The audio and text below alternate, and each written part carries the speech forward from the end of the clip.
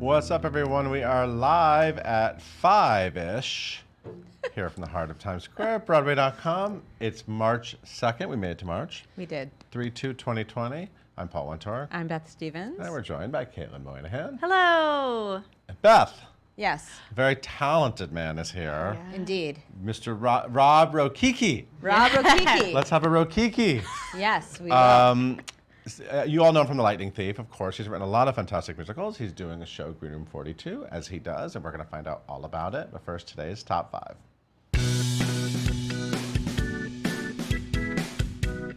This news is fabulous, baby. That's right. We are talking about Sister Act. I remember that song.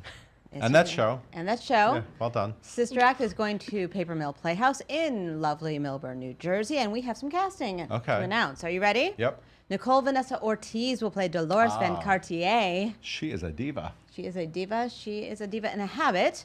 And Tony nominee Nancy Opal will play Mother Superior in this show. Interesting. She never did that on Broadway, huh? She did not. A lot of There's a fantastic lot women played that of role. But people yeah, did she's a natural for that. Christian Dante White, who is a very talented individual, will play Eddie, and Blake Hammond will play Monsignor. This will run from April 1st through April 26th at the Millburn, New Jersey Theater.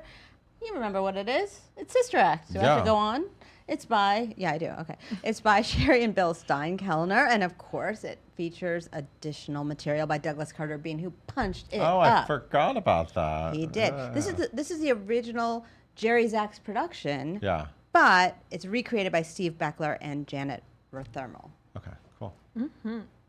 And this new musical is getting the Royal Record treatment. Hey, to everyone over at Diana, tonight's your first preview. Congratulations, you made it through tech. Mazel tov. Tonight at the Longacre, Royals? and also Company starts tonight. So Patti LuPone is officially back on Broadway in a musical, which she said she would never do again. We love you for Miracles disproving happen. yourself. Yes, We yes. love that, Patty. But yeah, we wish all these casts a lot of luck. But the Diana musical, starring Gina DeWall, is starting at Longacre, like we said, and we just found out that the cast album is coming out on Universal Music Group. It will, let's see, the cast will go into the recording studio right after the opening on March 31st, and it's going to come out this summer. So we actually don't really have a specific date that you can sing along to. What is the song? Underestimated. Underestimated. Yeah, and it's in the ad now. It says underestimated next to the logo, because she was not, I never underestimated her, but maybe you didn't. in England I think they did. Perhaps others. Different crowds. Yes. Anyway, it also stars Ro Hartramp as Prince Charles, and Davy Davi. Sorry, it's Davi. Davy? I do this all the time. Yes, you do. As Camilla Parker Bowles. Which is it? Sorry, Aaron. Don't leave it. I'm gonna leave it. It's a live blip. And two-time Tony winner Judy Kay as the Queen Elizabeth. Anyway, so I hope you all have a great preview tonight. Especially you, Aaron. And audiences are going to be having a deadly good time at this show. Very good, and I'm pleased you didn't say killer. We're talking about Assassins at Classic Stage Company, which already has a 3-week extension announced, and now they have their final cast member set to go. Eddie Cooper has joined the off-Broadway company. Listen to who's joining. Oh, Eddie Cooper of the Cooper family. Of the Cooper family. It took me a minute. Yes, Eddie Cooper. So we He's very have talented. Tony winner Chuck Cooper, Sure. the ever-talented Lily Cooper, who was Yes. Justin Mack and Mabel, Yes. and now brother Eddie is joining He was as Audrey too in Little Shop. he was at Encore's. Yeah. He will play the proprietor. It will run through June 7th. His other credits include Little Shop and This Ain't No Disco. It ain't. He was in that. No, this is Assassins. This is Assassins. He joins this stellar cast featuring Ethan Slater, Stephen Pasquale, Judy Kuhn, Will Swenson, Brandon Uranowitz, Wesley Taylor, Adam Chandler-Barrett, Tavi Gevinson, and Andy Grodelushin. That's a lot of Broadway names off Broadway. Yes. And John Doyle, who's the artistic director down there, will direct the production. Begins April 2nd and will officially open on April 16th. There you go. And this Tony nom has found the perfect new gig. No, you may not think of Eddie Perfect as an actor. I don't. I think of him as You a think composer. of him as a Tony-nominated composer I because, do. of course, he wrote King Kong and Beetlejuice Yes. in one season. And he was nominated for Beetlejuice, which is still running over at the Winter Garden. But he started as a performer and as an actor and a comedian and songwriter. He's all those things. And he will play Franklin Hart Jr., which is the Dabney Coleman role, Or the Mark Kudish role. I knew you were gonna say going to say that. In Australia, in Sydney, at the Sydney Lyric Theatre starting April 19th. He's the sleazy boss that they tie up. Spoiler. He was also in the hit series Offspring for 6 seasons. He was in Keating, the musical. I don't know a lot of these shows. I know the Threepenny Opera. Shane Warne, the musical, which he also wrote. And he was starring opposite Caroline O'Connor as Roz. Now that's some good casting. Has Caroline O'Connor been to Moulin Rouge yet? I'm not sure. That's a good question. She's in the movie. Marina Pryor is Violet. Samantha Dodemaide is Judy. And Erin Clare is Doralee. And, of course, Dolly Parton wrote the score. And the book is by the screenwriter Patricia Resnick and Jeff Calhoun. Tony nominee Jeff Calhoun is directing this production. So this is fun. Let's go to Australia. I'm ready. Okay. Yes. And we're going to end today on a little bit of a sad note as we honor someone who really broke the barrier on Broadway. That's right. We're talking about Gerald S. Crone, who was a founding member of the Negro Ensemble Company and one of the original producers of A Soldier's Play, and he died at the age of 86. He died on February 20th in Philadelphia. He joined Douglas Turner Ward and Robert Hooks in building the landmark Center for African American Theater. Such a breakthrough, amazing company, and did have a special Tony Award given to it 2 years after it was created in 1967. So we're sad about that, but you know how you can honor him? Go see A Soldier's Play on Broadway. 2 more weeks. Yeah. And this is the Broadway debut of that play. That's correct, A lot of because it people was don't done off realize Broadway that. Yeah. at the NEC. We also got a first look at the set for MJ. Who designed that one? One of your designer friends? My designer friends. I have so many of them. Derek McLean. Yes. It looks really cool. It's just a picture. It's just a photo, but you get a good All idea. right, You calm get a down. good idea. American down. Buffalo. Is the video up? Yeah. Oh, okay. You sat down with the stars of American Buffalo. Oh, yes. Anyone we know in that cast? Just a few people like Few Lawrence startups. Fishburne, Sam Rockwell, Darren Criss. They'll I be give really you a lot big. of credit for saying Darren Criss third. Oh, thank you. That's how they're built. Because I know that's not in your DNA. So I was waiting to see if you were going to do that. I give you a lot of credit. Thank you. Were they lovely? They were delightful. They sang a little bit for me. Oh, Not in the it's video, not- but they were It's humming. not a musical. They weren't. David Yeah, they were Mamet just testing play. the mics, but they sounded very nice. Cool. Also, there's footage of Girl from the North Country, which opens on Thursday There you go. over at the, what's that theater called? It's called the Blasco. Blasco. I knew it was a There you B. go. I knew it was a B, Beth.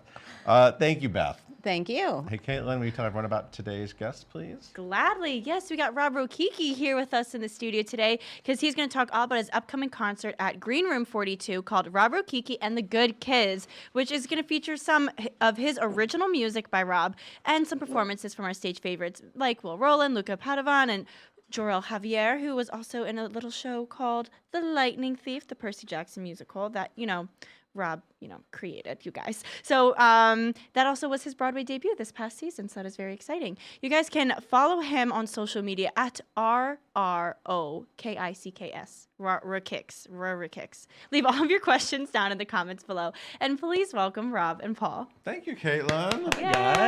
Thanks for the applause. Thank you. See, it's confusing. So it's Rokicki, Yeah. but then your social media handle, this is why I say Rokicks. Kicky, because Well- you have the kicks in there. well, there's a kick in the middle. So, but my Okay. friends in college would call me Keek. So I will take anything. Okay. I've spelled it wrong myself, but You it's just fine. like being known.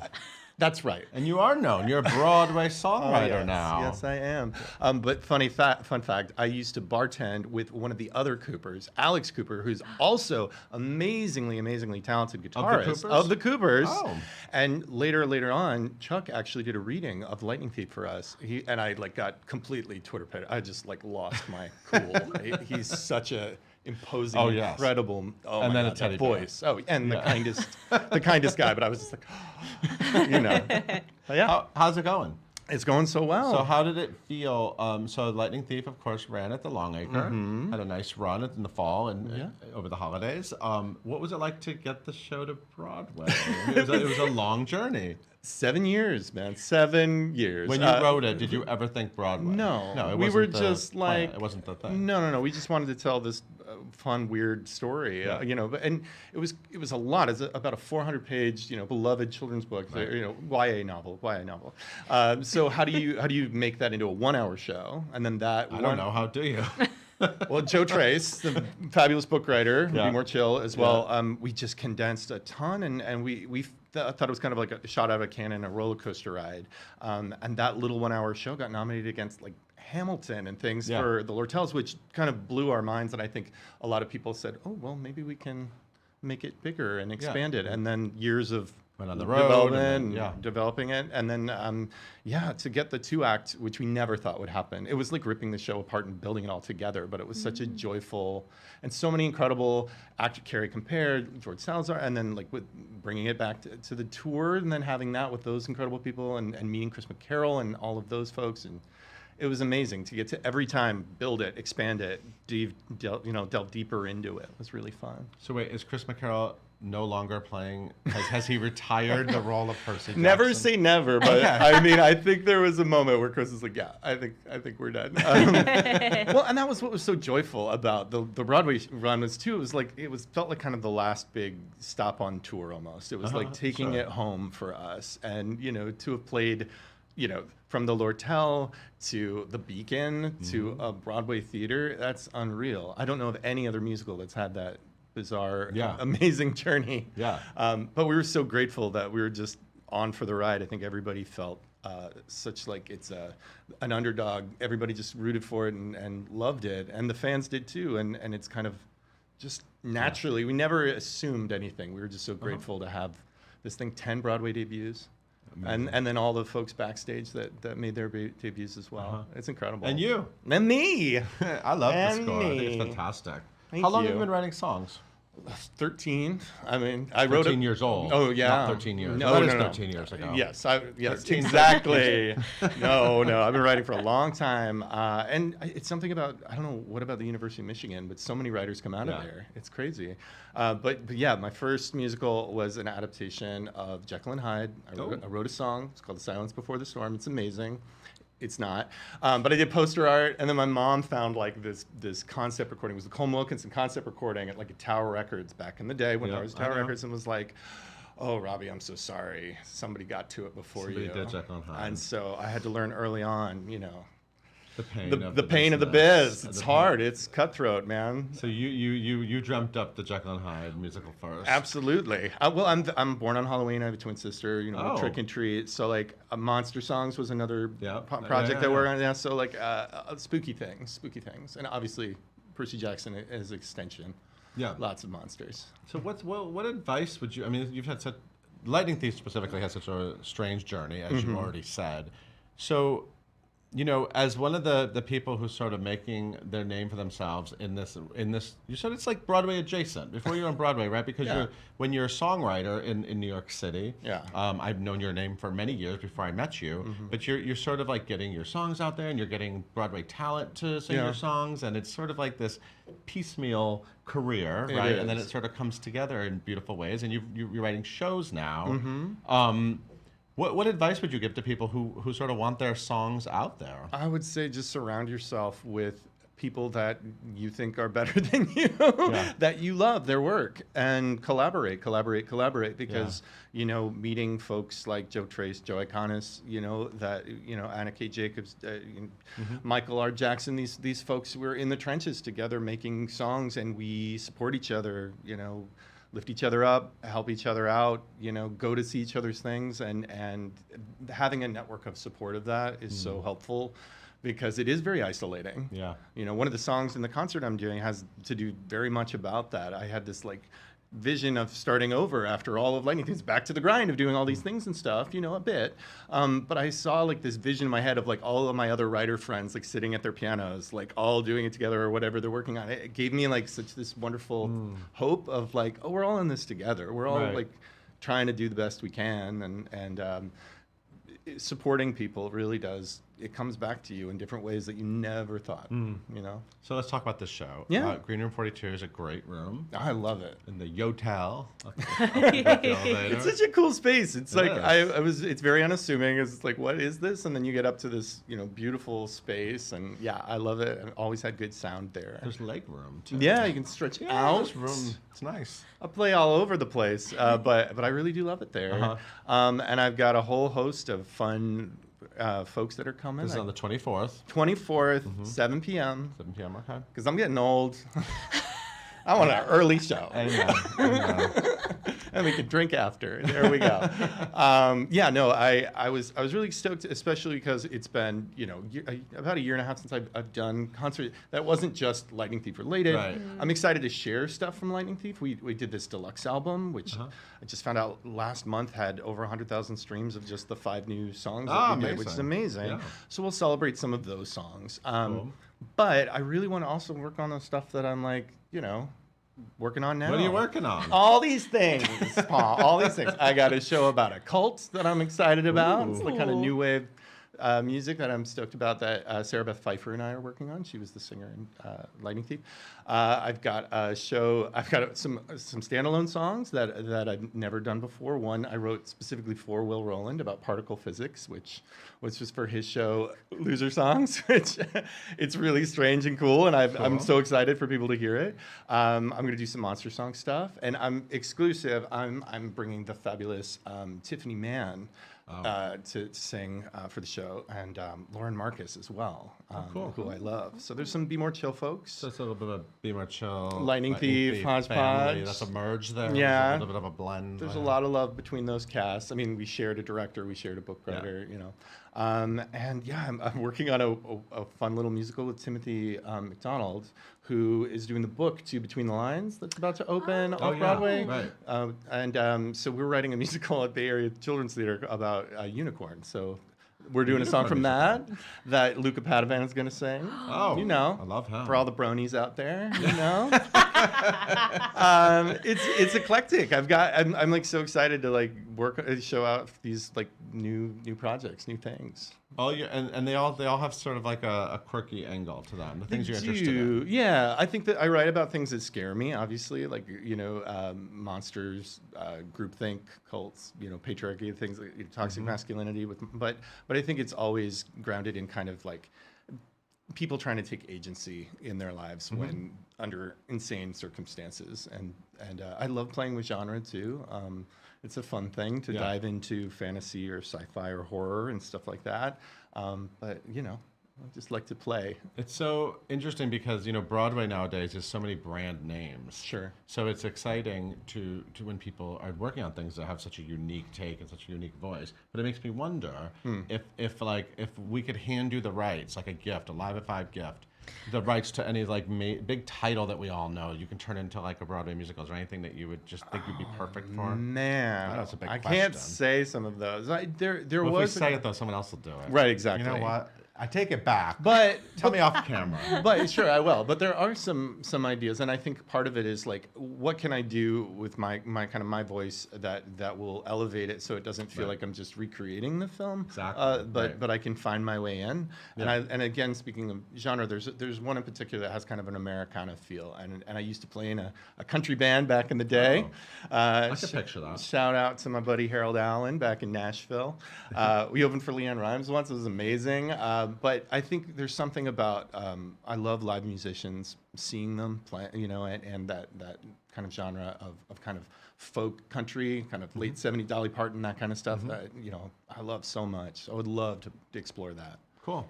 Awesome. Hey, Caitlin. Yes. What are the people online saying? Definitely. So Elise wants to know, what is your creative process when writing a music for a new musical? / what is the most difficult part of that process for you?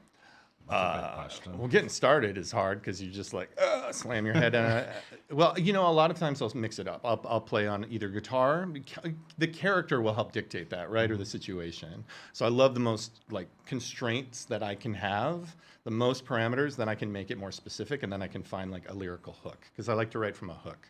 Like I was an English major and musical theater major in college, so I kind of write songs like theses, or like thesis statement is the hook, and then what is supporting that, Right. And going back.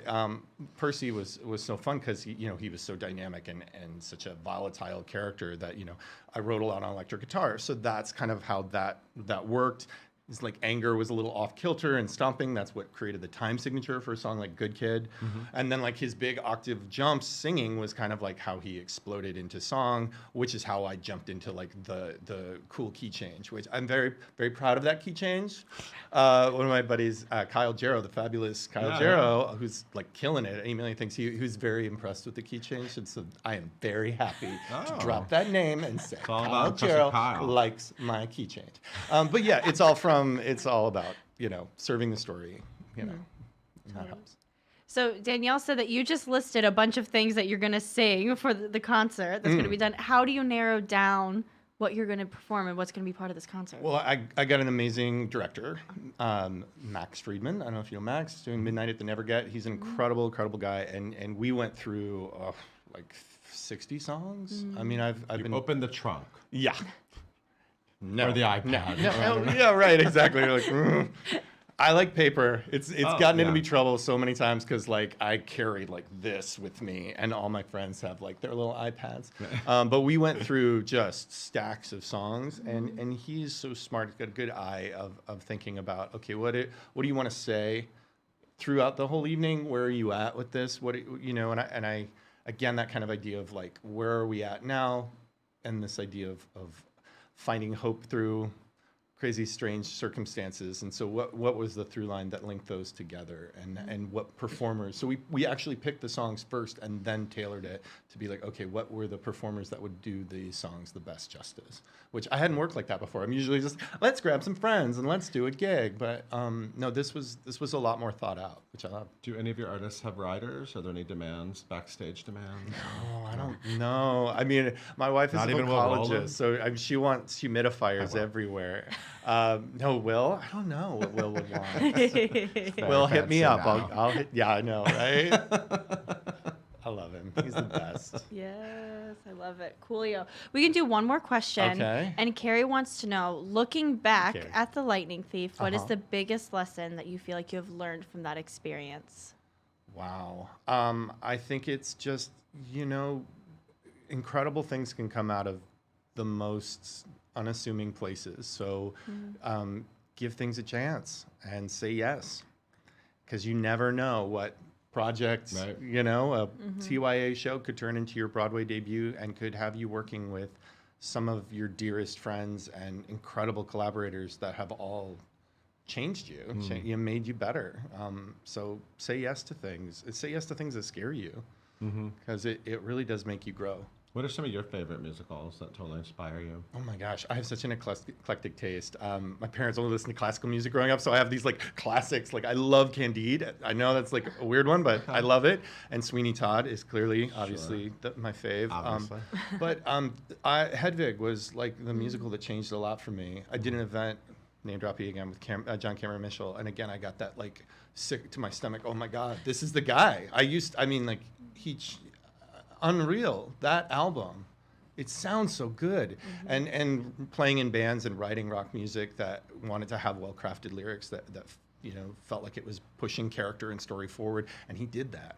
And I was, and in a way that felt so radio friendly too, but had such love for musical theater. So that show kind of bridged those things for me. When I was a kid, I also loved Tommy. That was like a biggie for me. I love Tommy. Yeah, when is Tommy coming back? They're still talking. I'm so excited about that. It is coming back now, right? Yeah. They said officially it's coming back. And I will be there with bells on. So what's the deal with the Lightning Thief? Can people like do it now? Like it's like they can license it? Things are in the mix. Okay. These things take time, but things are in the mix. Okay. And yes, we will Let be me ask you something. knowing about when that high soon. schools and drama groups are doing it, are you going to go around and watch all these? You kids? better believe it. I mean, I would Literally, if I were you. Gerald and Sarah Beth and I were rehearsing the other day, and we were just like, oh my gosh, if it's happening in New Jersey, we're going. We're going. We're going to get some popcorn, we're sit in the back. I mean, I can't wait. It's It'll be like so exciting. Oh my gosh, it's so thrilling. Because the show is so much about like sort of putting it together and you know what I mean? It is. It's putting about, on the show. Yeah, it's making things out of nothing and the theatricality of it. And I think that's something about the property too, is that like so many people feel ownership of these characters, and the show, it's so much bigger than me and bigger than that. So to have a cast of 30 kids and seeing it all go, it's gonna be so exciting. He'll be there. He'll be there. Just invite him. He'll be there. But get the rights out first. Yeah. Okay. So Rob Rokicki and the Good Kids will be at Green Room 42 on the 24th of March at 7 p.m. because he's got to get to bed, go to the bar, one or the other. But it's going to end early. It's going to end early. But it's going to be awesome. All these amazing talents and amazing songs. Thank you so much for being here. Oh my gosh, thank you so much Congrats for having me. on your Broadway-ness. Thanks. You do look a little different now that you've been on Broadway. Go check him out at Green Room 42. Thank you so much. Caitlin, will you take us out? Thank you guys so much for tuning in today. We are live at 5 every single weekday here on Facebook, and you can listen to us where we get your podcast by searching for #live at 5 and hitting that subscribe button. Be sure to tune in tomorrow.